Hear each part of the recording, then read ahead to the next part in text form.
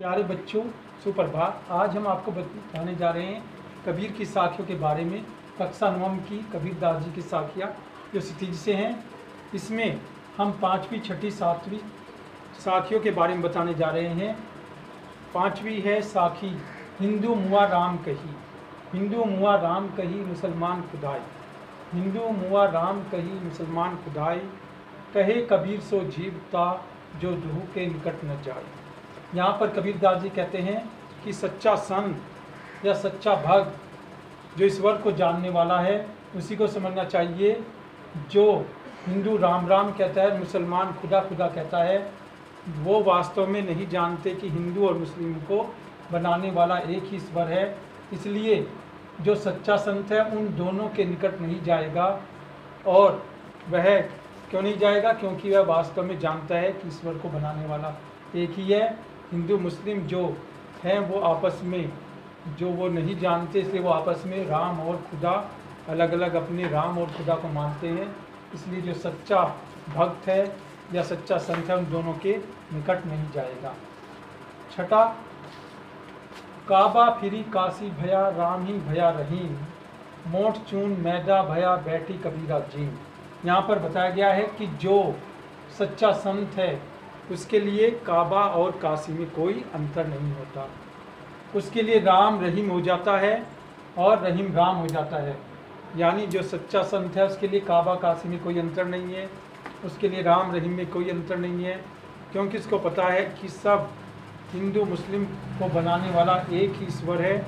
और इसलिए जो सच्चा संत होता है उसके लिए मोटा चून मैदा हो जाता है और वह कहीं भी बैठकर खाना खा सकता है। 7वां है ऊंचे कुल का जन्मिया।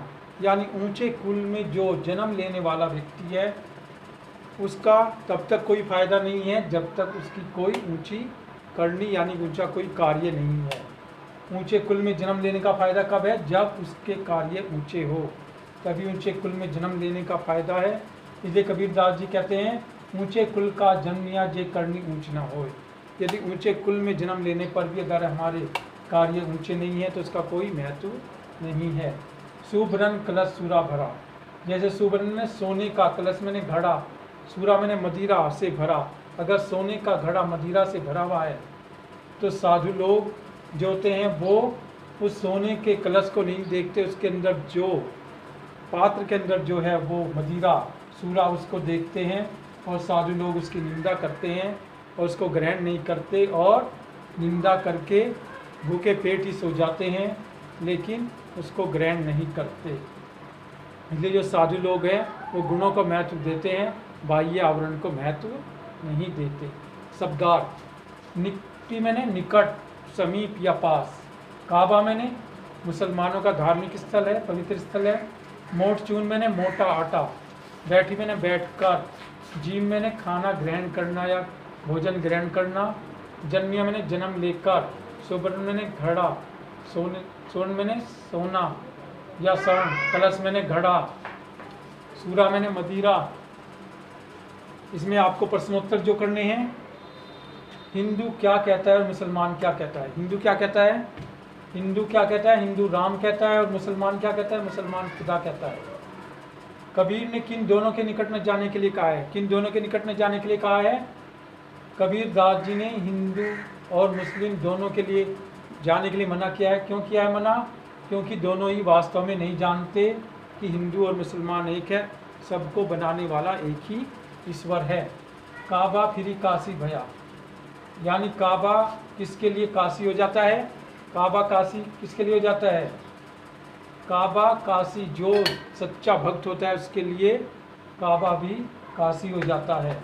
क्या सच्चा संत राम रहीम में कोई अंतर समझता है? नहीं, सच्चा संत राम रहीम में कोई अंतर नहीं समझता, क्योंकि दोनों के नाम अलग अलग भले ही हो, लेकिन दोनों को बनाने वाला एक ही ईश्वर है। उसे चाहे राम के नाम से पुकार लो, चाहे रहीम के नाम से। क्या ऊंचे कुल में जन्म लेने का कोई लाभ है? कब नहीं होता? ऊंचे कुल में जन्म लेने का लाभ कब नहीं होता?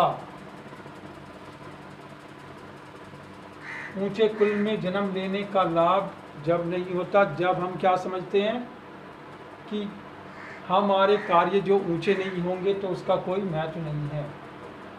सच्चा संत राम और रहीम में कोई अंतर समझता है? सच्चा संत राम रहीम में कोई अंतर नहीं समझता, इसलिए राम रहीम है और रहीम राम है। साधु किसकी निंदा करता है और क्यों करता है? साधु निंदा किसकी करता है?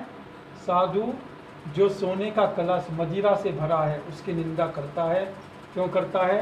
क्योंकि मदिरा जो है वो मनुष्य या जो संत है उनके सेवन के लिए नहीं है, इसलिए वो निंदा करता है। क्योंकि जो संत लोग होते हैं वो गुणों की प्रशंसा करते हैं और अवगुणों की निंदा करते हैं।